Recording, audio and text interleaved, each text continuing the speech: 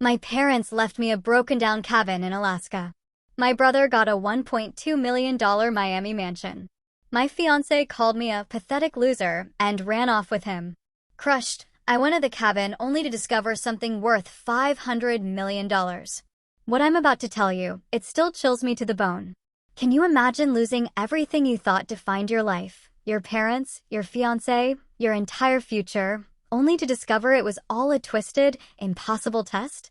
A game where the prize was a secret worth $500 million, and the ones pulling the strings were your own family, hidden in the shadows. It all started when my parents, Elias and Kelly, vanished in the Alaskan wilderness. One moment, they were there. The next, just a plane crash, wreckage, and an emptiness colder than any Fairbanks winter. My younger brother, Curtis, and I were summoned to the lawyer's office for the reading of their will, and I swear, I've never felt such a punch to the gut. The lawyer, Gunnar Holmes, sat there, stone-faced, and announced that Curtis, my spoiled, city-slicker brother, would inherit a magnificent beachfront mansion in Miami, worth over $1.2 million, along with liquid assets, cash, stocks, bank accounts, the works. And me? I was left with a dilapidated, rotting wooden cabin, standing alone in the middle of a freezing, forgotten forest. Just a pile of broken wood, Gunnar said. That night, my fiancée, Amber, the woman I thought was my soulmate, slammed her engagement ring on the table. Slammed it. Then she walked out and straight into Curtis's waiting arms. I felt like the entire world had turned its back on me. Like I was utterly, irrevocably alone. But then I opened the creaky door of that rundown cabin, the one everyone scoffed at, and I was absolutely stunned. Hidden inside, beneath a loose floorboard, was a secret map. A map leading to mineral deposits, oil, and precious timber worth over $500 million. I kept it a secret, remembering my father's words, a native Alaskan who taught me, money means nothing if it comes at the cost of nature. But then, during a memorial for my parents, a quiet, heartfelt gathering that Curtis and Amber turned into a mockery of my life, I let slip. One sentence. Just one. And the secret shattered like glass hitting the floor. From that moment, my brother and I were thrust into a bitter, brutal battle over this impossible inheritance. A battle we both fought with everything we had, completely unaware that the ones pulling the strings behind it all were our parents. My name is Frances Nonick, and I was born in Fairbanks, Alaska, where the bone-chilling cold was a constant companion that never left.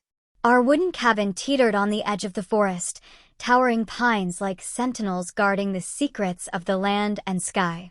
It was small, just a single room that served as both living room and kitchen, a bedroom for my parents, and a cramped attic corner where I'd curl up in blankets each night, listening to the wind whistle through the cracks.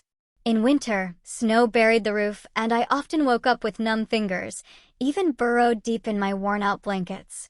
My father, Elias Nonick, was a native Alaskan of Inuit descent. He was tall and sturdy, with eyes sharp as a blade and black hair tied neatly at the nape of his neck. He used to be a hired hunter, guiding expedition groups deep into the forest. Later, he worked at a sawmill in a logging company. The work was grueling, but he never complained. To him, labor was a way to prove one's worth to this land.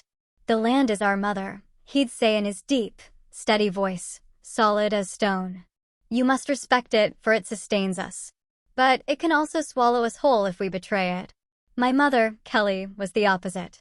A gentle woman with golden hair and a smile as warm as the rare sunlight in an Alaskan winter. She was of European-American descent and worked part-time as an office clerk. She loved me. I knew it from the way she stroked my hair every night or slipped a warm piece of bread from the oven into my hand. But she always supported my father's strictness. "Your father wants what's best for you," she'd say whenever I grumbled about chopping firewood in sub-zero cold. Our family was poor. Not the kind of poverty that left us starving or in tattered clothes, but the kind that forced us to weigh every penny carefully. I remember days following my father into the forest, carrying a tiny axe, chopping dry branches for firewood. Sometimes I waded into the river, the water so cold it felt like my feet were turning to stone, just to catch a few salmon for dinner. Once, I even secretly scavenged scrap metal from a dump near town, selling it for a few dollars so my mother could buy extra salt or sugar. Back then, I didn't think of it as hardship. It was just how we lived. How Mother Alaska forced us to live. My father taught me everything about survival. By age 4, I could start a fire with just a flint and a few dry twigs. By 6, I could build a sturdy makeshift shelter in the forest, strong enough to withstand a blizzard. By 8, I could track a moose through the woods, though I was never strong enough to hunt one on my own. He didn't just teach me skills, he taught me a way of thinking. Never take more than the land allows, he said when we fished. Take only what you need to live, and leave the rest for tomorrow. My childhood was shaped by those harsh days when the cold of Alaska seeped into every breath. I didn't have fancy toys or extravagant trips. Instead, my childhood was the boundless forest, the icy river, and nights huddled by the fire, listening to my father tell stories of our Inuit ancestors, the spirits of the wind, and the mysteries of Mother Earth. Those years forged me into a boy who grew up fast, quiet, and reserved. At school, the other kids called me Forest Boy because of my father's worn-out jacket, my calloused hands used to wielding an axe, and my refusal to join their noisy games. I didn't care. I knew I was different. While other kids dreamed of cars and color TVs, I dreamed of journeys deep into the forest, where it was just me and the whispers of the land and sky. Harsh as it was, that childhood gave me a quiet pride and an unyielding will, enough to face any challenge that nature or life could throw at me. But I never imagined that the greatest challenge would come not from the biting cold of Alaska or the long nights deep in the forest. It came from my own family. From my younger brother, Curtis. And from the changes that sudden wealth brought to our once humble home. When I was 9, everything in our lives changed overnight, as if Mother Alaska had suddenly smiled upon us. My father, Elias, who used to grumble at logs in the sawmill, caught the attention of a large mining company. They needed someone who knew every hill, every stream in this land, and my father, with his razor-sharp eyes and a memory for terrain like a living map, was the perfect choice. The new job brought a salary we could only have dreamed of before, enough to pay off debts, enough for my mother to stop counting every penny when buying groceries. For the first time, our family escaped the shadow of poverty. We left Fairbanks, leaving behind the old wooden cabin where I used to huddle in the attic, and moved to a new house in Anchorage, Alaska's largest city. Our new home had a proper fireplace, clear glass windows, and no gaps for the wind to sneak through. After moving, my mother quit her part-time office job to open a small diner. Kelly's Kitchen, the wooden sign read, and the mouth-watering aroma of freshly baked bread wafted through the neighborhood. Customers flocked in, from locals to long-haul truck drivers. My mother smiled more, her eyes lighting up every time she saw the cash register brimming. That same year, Curtis was born. My younger brother, a boy with golden hair like our mother's and big, sparkling eyes like a summer lake. Curtis came into the world at a time when our family no longer worried about food or clothing. He grew up in a warm house with a room full of toys I never dared dream of at his age. I remember pushing Curtis's stroller around the neighborhood, watching him giggle as our mother handed him a brand new stuffed bear. I wasn't jealous. Truly, Curtis was my little brother, and I loved him. I liked being the big brother, teaching him how to tie his shoes or showing him how to read the clouds to predict rain. But as Curtis grew, I began to notice differences, not just between us as brothers, but between the worlds we were raised in. I grew up in bone-chilling cold, in days of chopping firewood until my hands went numb. In the harsh lessons my father taught me about survival, I absorbed his teachings about preserving nature, the way he looked at me as if entrusting me with the legacy of our Inuit ancestors. And Curtis? He never knew the cold of a night without firewood. Never waded into a river to catch fish. Never heard our father's stories about Mother Earth. Our parents, busy with their new jobs, didn't have time to teach Curtis the lessons they had ingrained in me. Instead, they compensated with material things. Curtis had new shoes every season, a shiny bicycle, even a small TV in his room for cartoons. Whenever Curtis wanted something, our mother would smile and nod. And our father, though still stern, couldn't bring himself to say no. "He's still young, let him enjoy himself," my mother would say when I asked why Curtis didn't have to do chores like I did at his age. Curtis didn't just grow up in abundance. He grew up believing everything in life came easily.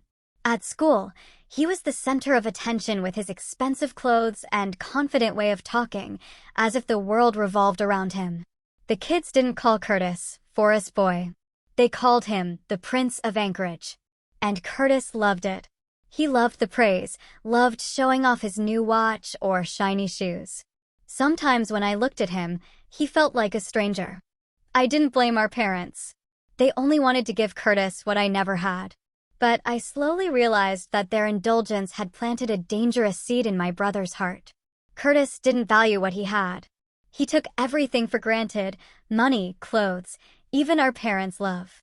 Once I saw him toss aside a brand new jacket because it had a small scratch.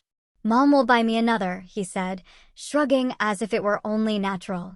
I looked at him, wanting to say something, but stayed silent.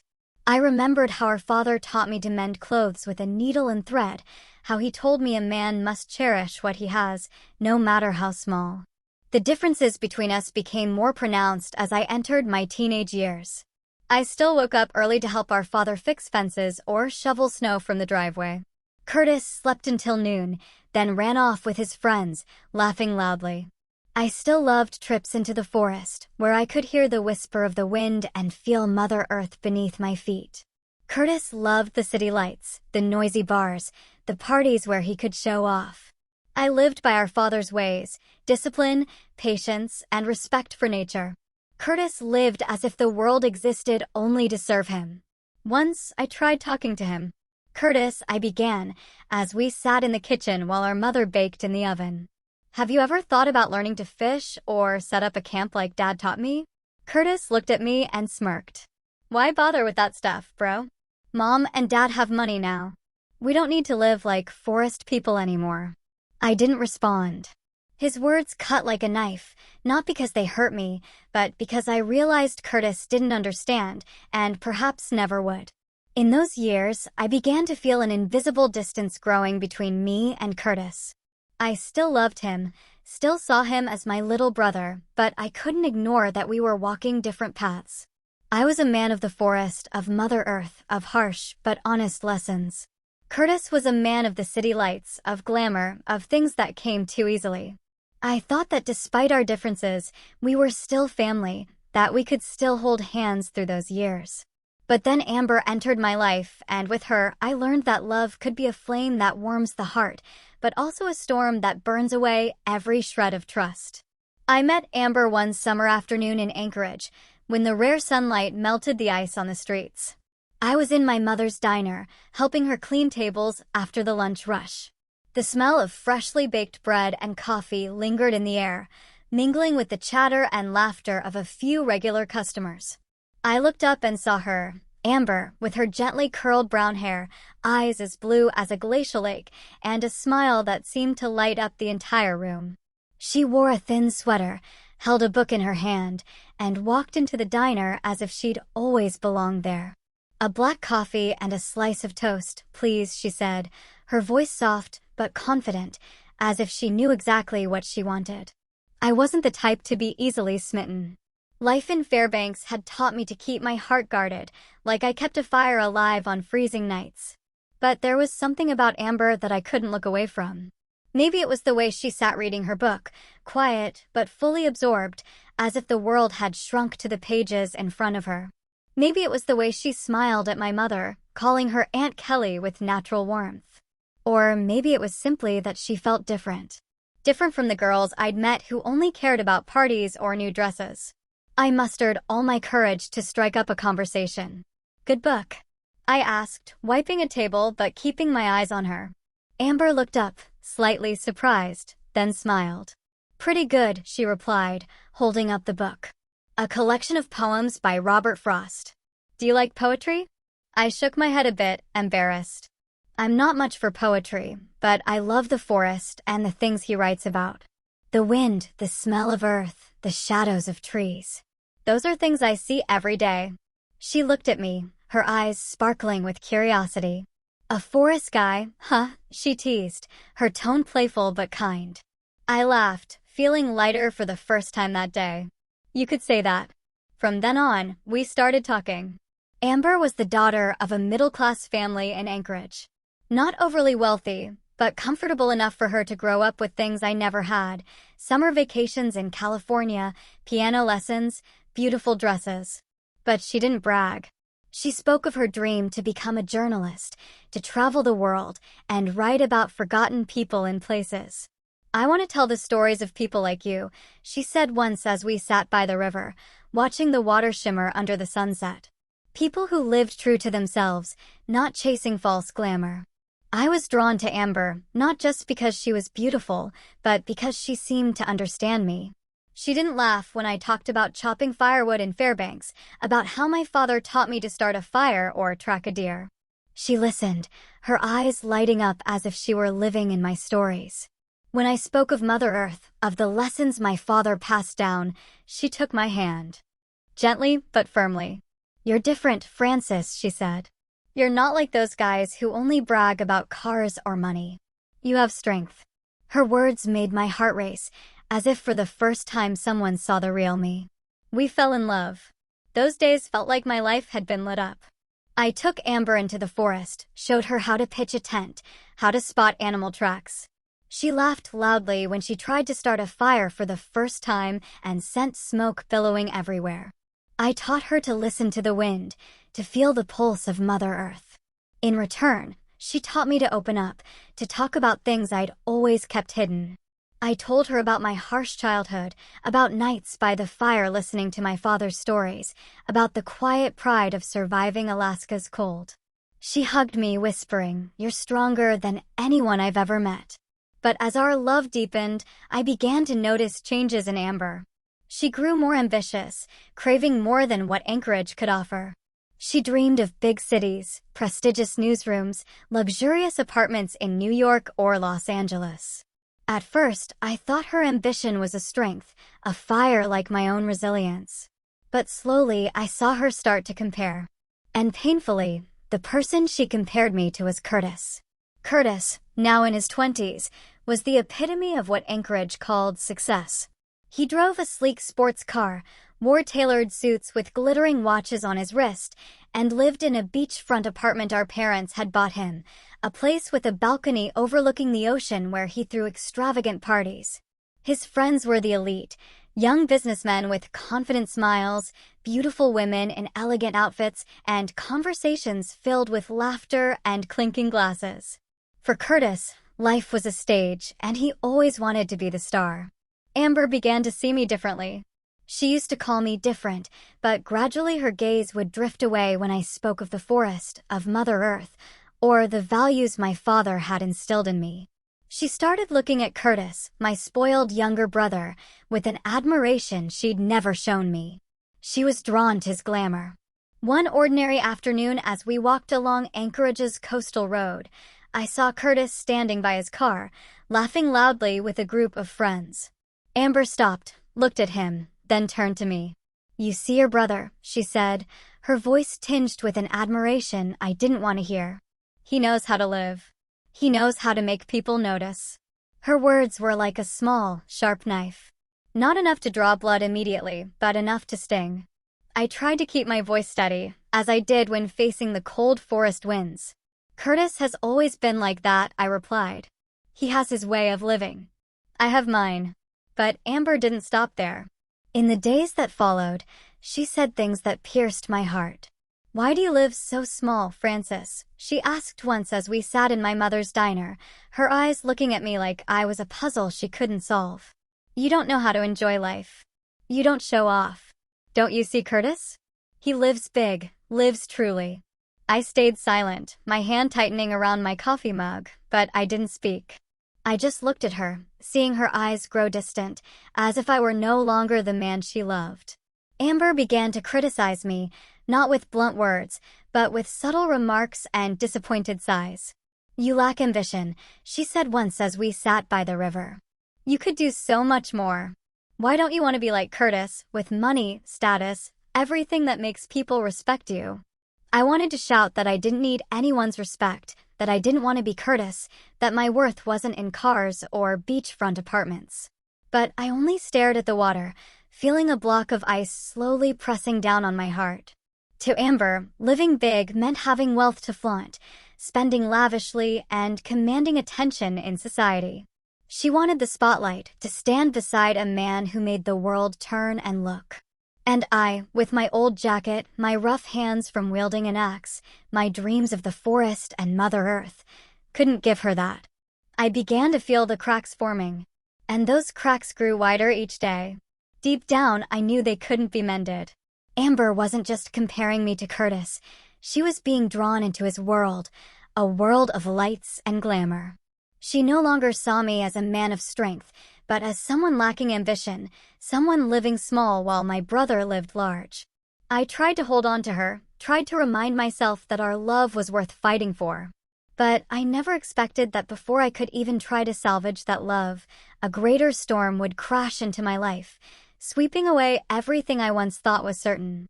My parents went missing, leaving behind a void colder than any winter I'd ever endured in Fairbanks.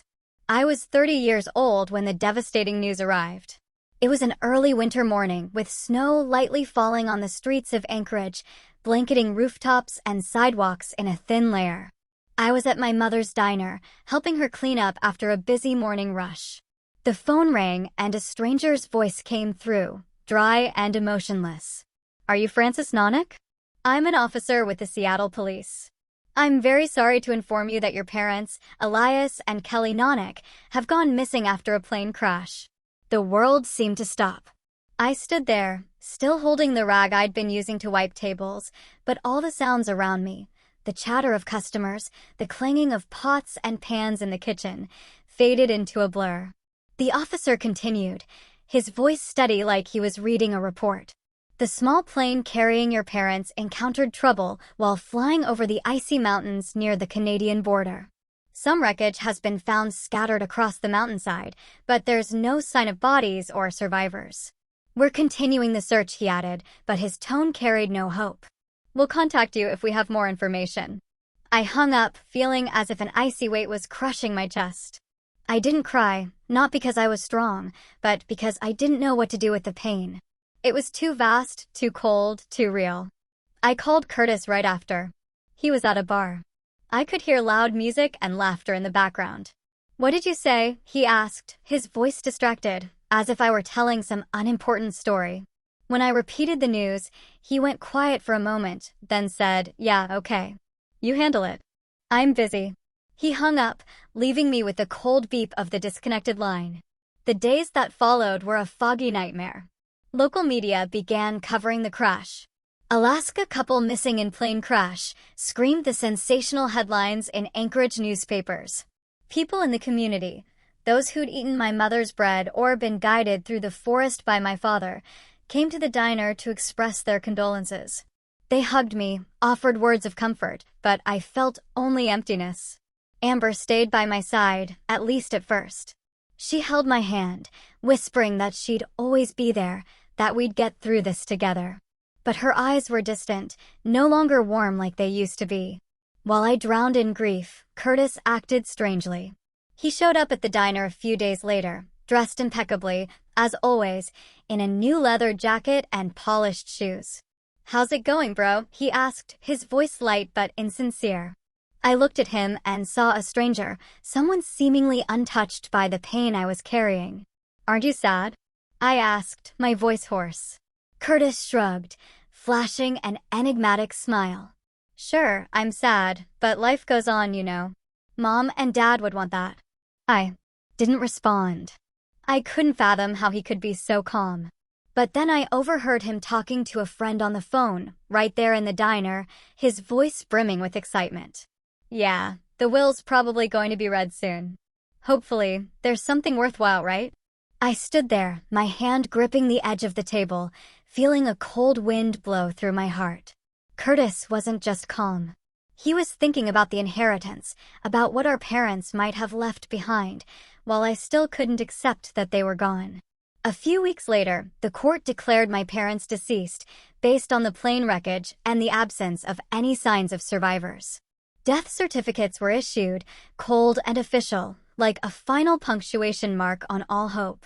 I didn't want to believe it, couldn't believe it. But the papers in front of me, with their red seals and judge's signature, left no room for denial. The Anchorage community began to express their grief.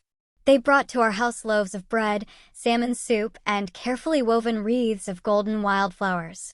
The next day, a small memorial was held by the river where my father used to fish. People lit candles in the cold Alaskan wind, sharing memories, how my father had helped them repair boats, how my mother baked bread to share with the neighborhood every winter. I stood listening silently, realizing that my parents didn't just belong to me. They were part of this community. But when the last candle flickered out and everyone left, I was alone again, with a void nothing could fill. Amber stayed with me during those days, but her presence only deepened my pain. She tried to comfort me, but her words sounded rehearsed. "Frances, you have to be strong," she said. But her eyes looked elsewhere, as if her mind was on something else. And I kept going to the diner, wiping tables, answering customers' questions about my parents, but my mind was elsewhere. Lost in the forests I used to roam with my father. I dreamed of my parents every night, my father standing by the river, teaching me to fish, my mother in the kitchen, smiling at me through the steam of baking bread. But every morning I woke to the cold truth. They were gone, and I didn't know how to keep living. And then, on a gloomy afternoon, when the Anchorage sky was heavy with clouds, as if it too carried my sorrow, the phone rang. A polite but cold voice came through. "Frances Nonick, this is Gunnar Holmes, your family's lawyer.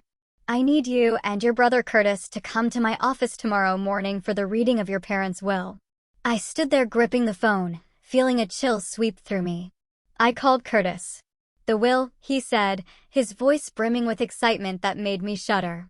"Great, bro. Finally, something worth looking forward to. See you tomorrow." He hung up, leaving me with a gnawing sense of unease. The next morning, I arrived at Gunnar Holmes's office, a small but elegant building in downtown Anchorage with glass walls and a polished brass sign. Curtis showed up late, striding in, wearing a sleek black suit, his hair perfectly styled, and a confident smile, as if he already knew what was coming. "Hey, bro," he said, clapping me on the shoulder like we were close friends, not brothers facing a moment that could change our lives.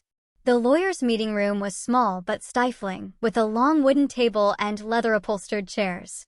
Gunnar Holmes, a middle-aged man with silver hair and gold-rimmed glasses, sat at the head of the table, a thick stack of documents in front of him.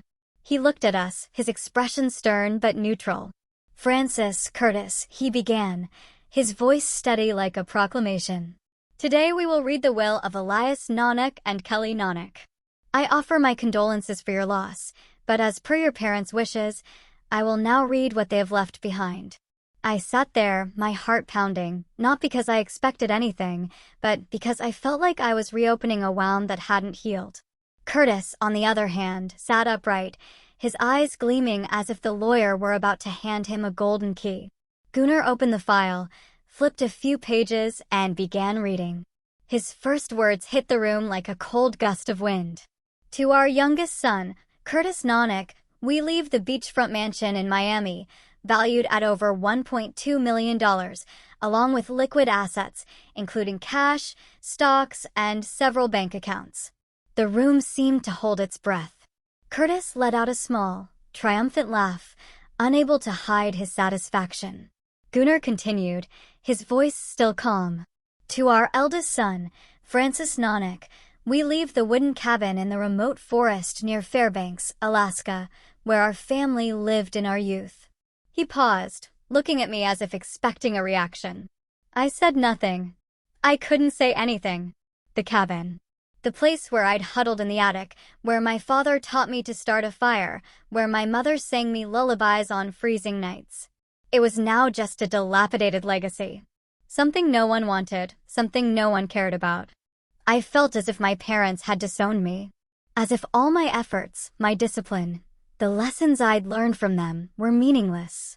Curtis looked at me, his smile now wider, dripping with smugness. "Well, bro," he said, his tone mocking, "that cabin's perfect for you.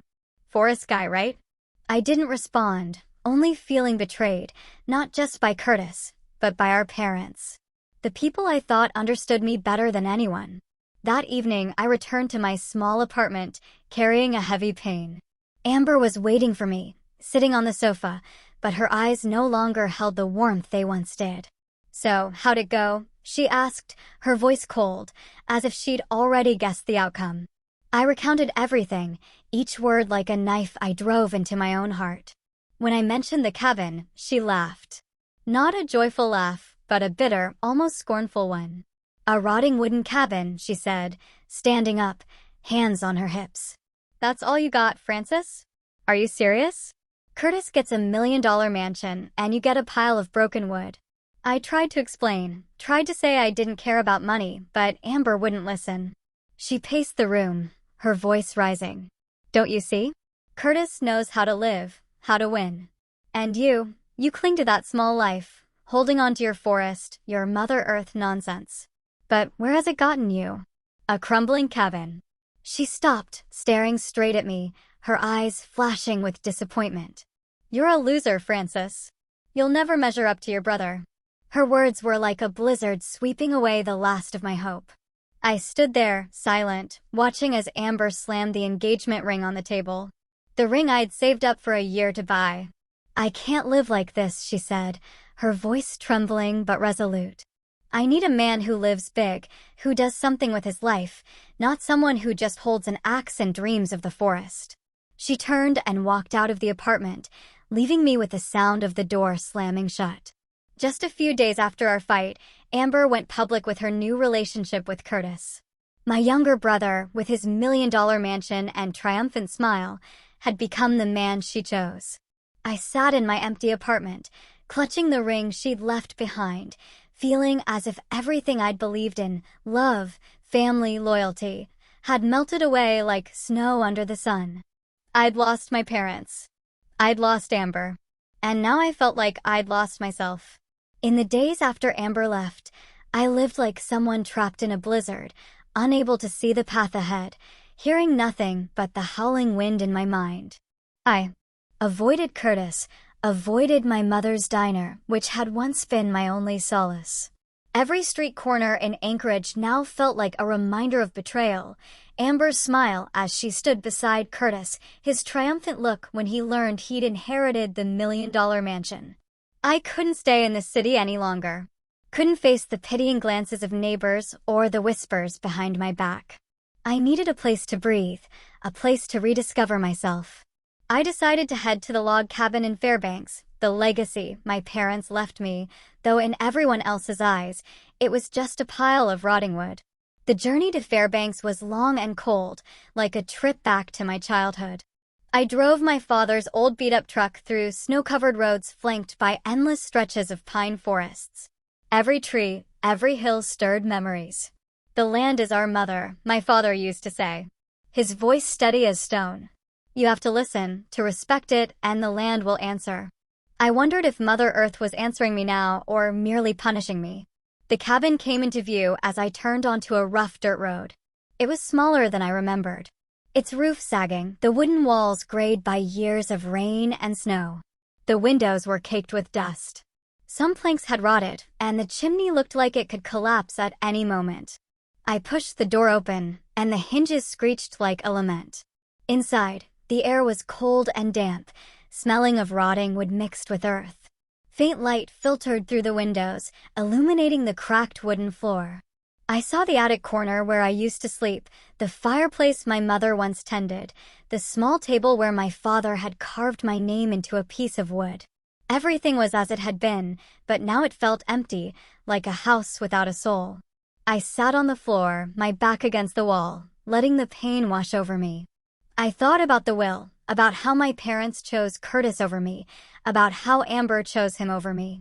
I started cleaning the cabin. I swept away dust, cleared broken bits of wood, and wiped down the fireplace. While trying to fix a loose floorboard, I noticed it made a strange hollow sound, as if there was a void beneath it. Curiosity got the better of me, and I used my father's knife to pry the board up. A small wooden compartment appeared, hidden deep under the floor, like a secret kept for years. Inside was an old metal box, rusted at the edges, but still sturdy. My hands trembled as I opened it. Inside was a carefully folded map. Its paper yellowed, but still legible. The lines were drawn in black ink, accompanied by symbols in an Alaska Native language. Characters my father had taught me when I was young. I spread the map out on the floor, the faint light from the window illuminating the winding lines that led deep into the forest. Some areas were marked with a small triangle, symbolizing a mineral deposit. Others had a black droplet, indicating oil, and layered lines represented valuable timber forests. In the corner of the map, in my father's handwriting, was a note: "True value lies not in what you take, but in what you keep." I read it over and over, and for a moment, it was as if I could hear his voice in my ear. I leaned closer, tracing each line, my heart pounding as I began to grasp the meaning. The marked lands, if the notes were accurate, held resources worth hundreds of millions of dollars. A treasure beyond anything I'd ever dared to dream of. I sat silently in the rotting cabin, clutching the map, feeling as though my entire life hung in the balance.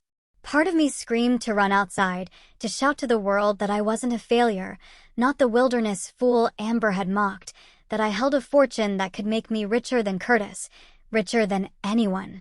But another part, the part my father had patiently shaped, whispered a reminder: not everything that can be taken should be taken. The land is our mother, and she must be preserved, not stripped bare. My heart began to tear itself apart. I didn't yet know what to do with the map, so I decided to bring it back to my apartment in Anchorage, hiding it in a locked drawer. Every night, I took the map out and stared at it as if it could tell me what I should do. I imagined selling the information about those lands, getting revenge on Curtis by proving I was wealthier than him. I pictured Amber coming back, her eyes sparkling when she saw I was no longer the small-time man. But then I remembered my father, who taught me that Mother Earth is sacred, that taking too much is a betrayal. I remembered my mother, who once said, "Happiness lies not in money, but in how we live." I decided to keep the secret, to neither exploit nor sell it. I wanted to honor my parents' legacy, even if it meant I remained just Francis Nonick, the man of the woods, nothing more. But Mother Earth, as my father once said, always has ways of testing us. A month after my parents' disappearance, I decided to hold a small gathering to honor them. The people who raised me and Curtis, who left me with lessons that could never fade. I wanted a quiet space where family and friends could share memories of my parents, where I could feel them again, even if only through stories and smiles. I chose my mother's diner as the venue because it was where she poured her heart, where the smell of fresh-baked bread and coffee still lingered like a piece of her soul. I stood in the diner, arranging chairs in a circle, placing a photo of my parents on the table, my father with his stern smile, my mother with her gentle eyes. Familiar faces arrived gradually, bringing flowers and condolences. Aunt Mary, my mother's cousin, hugged me tightly, tears streaming down her cheeks. Old Joe, who used to hunt with my father, patted my shoulder with quiet sympathy. I stayed silent, forcing a smile, but inside I felt only emptiness. Curtis arrived late as usual. He walked in, Amber at his side. Seeing her, my heart felt like it was being crushed. She held Curtis's hand, smiling lightly as he whispered something in her ear. I turned away, focusing on arranging coffee cups for the guests, but that image clung to me like salt rubbed into a wound. The memorial began. People took turns sharing memories of my parents. Aunt Mary spoke of the time my mother taught her to bake bread, her voice choking with emotion. Joe recounted hunting trips with my father, laughing loudly as he recalled how my father teased him for being terrible at fishing. I spoke too, though my voice trembled. I talked about nights by the fire, listening to my father speak of Mother Earth, how he taught me that true value lies not in money but in integrity. But when it was Curtis's turn, he stood briefly, saying only a few words. Mom and Dad were amazing people. They worked hard to give us a better life. I'll always be grateful. He sat down and Amber clapped, her eyes full of pride. I looked at him, searching for a hint of sincerity in his voice, but found only shallowness. He spoke as if reading a prepared speech, not from the heart. I wanted to stand up, to scream in his face that our parents deserved to be remembered with love, not empty platitudes, but I held back, clenching my fists under the table, trying to stay calm. After the sharing, people began to chat and eat, and the atmosphere grew lighter. I stood in a corner of the room, watching everyone, trying to blend in, but feeling out of place. Then Curtis and Amber approached, each holding a glass of wine. "Well, big brother," Curtis said, his tone mocking. "This memorial's not half bad, but you know, Mom and Dad would probably be prouder if you did something bigger than this little diner." Amber giggled, her eyes sliding over me, cold and distant. "Yeah," she added, her voice sweet but sharp as a knife. Their words ignited a fire inside me. I'd had enough. Enough of Curtis's taunts, Amber's scornful looks, the constant feeling of being belittled. I shot to my feet, my voice trembling with rage. "You think I'm nothing, don't you?" The room fell silent. "You think I'm just a failure with a rotting cabin? Well, I have something neither of you will ever have." I paused, my heart pounding, knowing I was going too far, but unable to stop. I found a map in the cabin, a map pointing to mineral deposits, oil, precious timber worth over $500 million. You hear me? $500 million. The crowded room went deathly quiet. The air so thick I could hear my own heartbeat. Dozens of eyes turned to me, but they all blurred. Only Curtis and Amber stood out. Curtis's face paled for a moment, then twisted into a greedy smile. His eyes gleamed with suspicion and excitement, as if he'd already touched the gold. "Francis," Curtis said, his voice shaky but eager. "Are you serious? Or did you just lose it and blurt that out?" Amber was different. She leaned back in her chair, arms crossed, a mocking smirk on her lips. "Oh, come on, Francis. Another one of your attention-grabbing stunts. A treasure? Sounds like something out of a children's book." I didn't respond. My throat tightened, but my feet moved. I turned and left the diner in silence, ignoring the murmurs rising behind me. I had just revealed the biggest secret of my life, and I knew from this moment there was no going back. Curtis, with his insatiable greed, would surely pursue it to the end. Amber, with her cold pretense, would find a way to exploit it to the fullest. The door swung open. I stepped outside. The biting wind stung my skin, and snow fell heavily on the road, as weighty as the gaze of Mother Earth. Everything seemed to be watching, waiting to see which path I would choose next. Just a few days after the memorial, the real storm began. Curtis didn't waste any time. The morning after, as I sat in my small apartment trying to sort through my chaotic thoughts, a letter was slipped under the door. I opened it, and the cold words of a law firm hit me like a slap. Curtis had filed a lawsuit against me, accusing me of concealing family inheritance assets. The legal claim stated that the treasure map, the one I found in the cabin, was part of the Nonick family legacy, and that I, Francis, was intentionally trying to keep it for myself. I read it over and over, my heart pounding, not from fear, but from a rage that flared like wildfire. My brother, the one who once held my hand as a child, who giggled when I fixed his bicycle, was now dragging me to court as if we had never been family. But Curtis didn't stop at lawsuits. He was busy spreading rumors like a toxic wind sweeping through Anchorage. I heard from Aunt Mary that Curtis had been going around from high society parties to family gatherings, telling anyone who would listen that I was a selfish man hiding a $500 million treasure, the legacy of the entire Nonick clan. "Francis thinks he can keep it all to himself," he'd say, his voice dripping with feigned indignation, as if he were the one betrayed. "He's not thinking of the family, not thinking of Mom and Dad." His words spread like fire through a dry forest, and soon it seemed the entire city had heard about Francis's treasure. Distant relatives began to circle like vultures smelling blood. Uncle Carl, a man I'd only met a handful of times in my life, called me one evening, his voice as sweet as honey. "Francis, how you holding up? Heard you found something pretty interesting in your parents' cabin, huh?" He asked as if we were old pals. Families gotta stick together, Francis. If there's something valuable, you should share it with everyone, right? Don't let people think you're selfish. I gripped the phone, trying to keep my voice steady. Uncle, I'm not keeping anything. It's just a map, and I haven't done anything with it. But Carl wouldn't let up. He laughed loudly as if I'd just told a joke. Don't play coy with me, Francis. If you don't share, people won't be happy. You don't want the whole clan turning their backs on you, do you? His threat cut like a knife. But it wasn't the only one. Others, distant relatives, old friends, even people I'd never met, started reaching out. A cousin from afar texted me, suggesting I share the map's information for resource extraction, promising to split the profits. An old neighbor stopped by the diner, clapped me on the shoulder, and said, "Francis, do the right thing. Don't let people think you're greedy." I looked at them, faces that were once familiar, now twisted by greed. I wanted to scream that I wasn't planning to take anything, that I just wanted to honor my parents' wishes, to protect Mother Earth. But I knew they wouldn't understand.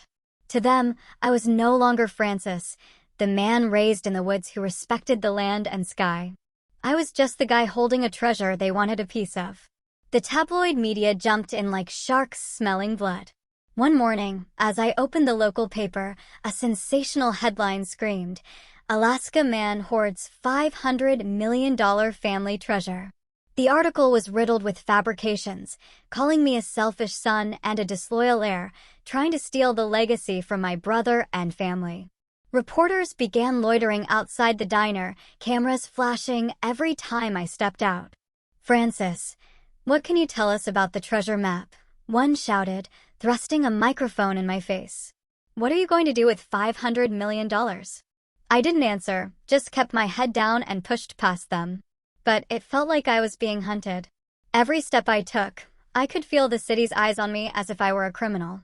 Worse still, the cabin in Fairbanks, the place where I grew up, where memories of my parents lived, became the center of morbid curiosity. A friend from Fairbanks called to warn me that locals had started showing up, lurking around the property, some even sneaking in to search for the treasure.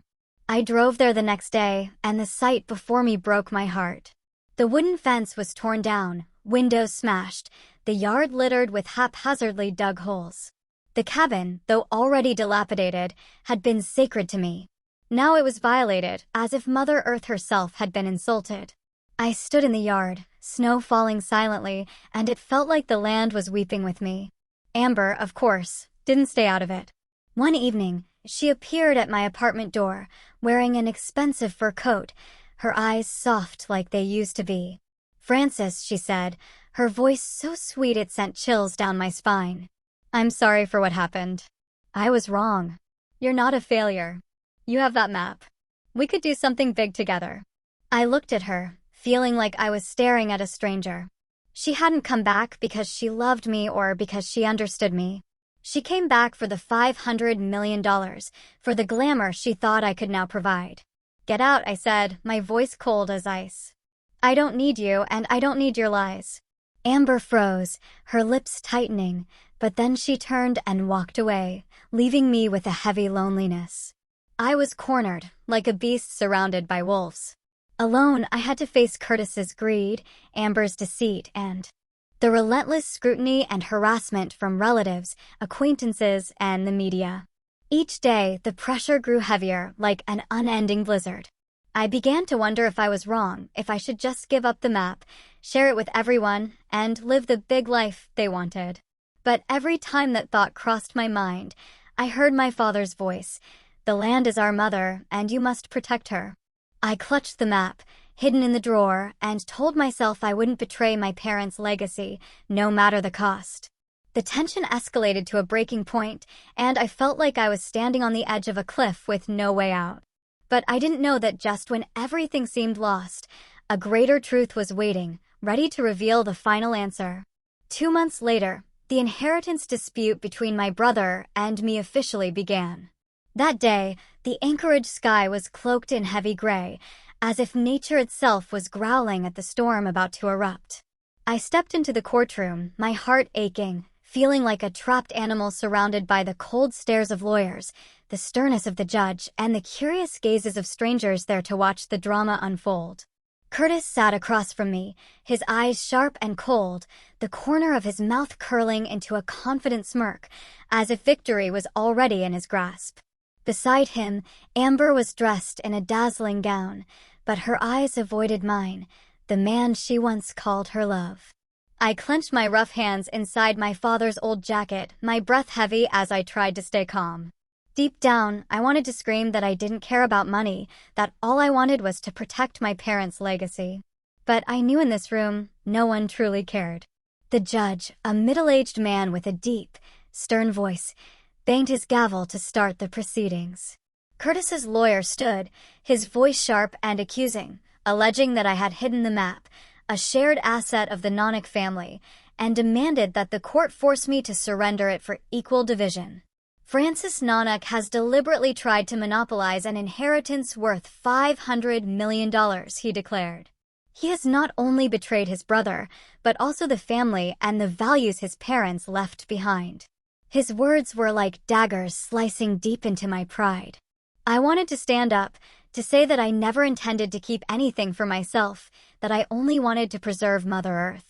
But my lawyer, a court-appointed one, told me to stay quiet, that he would handle the rest. I looked at Curtis and saw him smiling. That same triumphant grin from the day Gunnar read the will. Amber held his hand, her eyes sparkling with pride. But I knew it wasn't for Curtis. It was for the $1 million mansion and the glamour she thought he brought. I bowed my head, trying to focus on my father's words. True value lies not in what you take, but in what you keep. But in this room, surrounded by greedy stares and accusations, I felt like I was losing.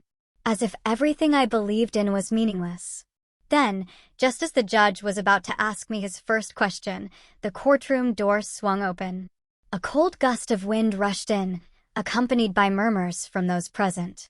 I looked up and my heart stopped. Standing in the doorway, with a familiarity that hurt, were my parents. Elias Nonick and Kelly Nonick. My father, tall and sturdy with his black hair tied back and eyes sharp as a blade. My mother, gentle with her golden hair and warm smile, though her eyes now carried a hint of sternness. The courtroom was stunned, gasps turning to shocked whispers before falling silent. As my father stepped forward, his deep voice resonating through the room. "We're not dead, and we have something to say." I sat there, unable to believe my eyes. Curtis jumped up, his face pale, mouth agape, as if he'd seen a ghost. Amber gripped his hand tightly, her eyes filled with panic, as if she knew everything was about to collapse. The judge banged his gavel, calling for order, but even he couldn't hide his astonishment. "Mr. and Mrs. Nonick," he said, his voice slightly trembling. "Please explain." My father stepped up to the stand, my mother beside him, her hand gently resting on his shoulder. "Everything you've seen, the plane crash, the will, the map, was a test," my father began, his voice steady like when he taught me about Mother Earth. "We wanted to see which of our two sons was worthy of inheriting our ancestors' legacy. Not money, not land, but the values we've spent our lives protecting."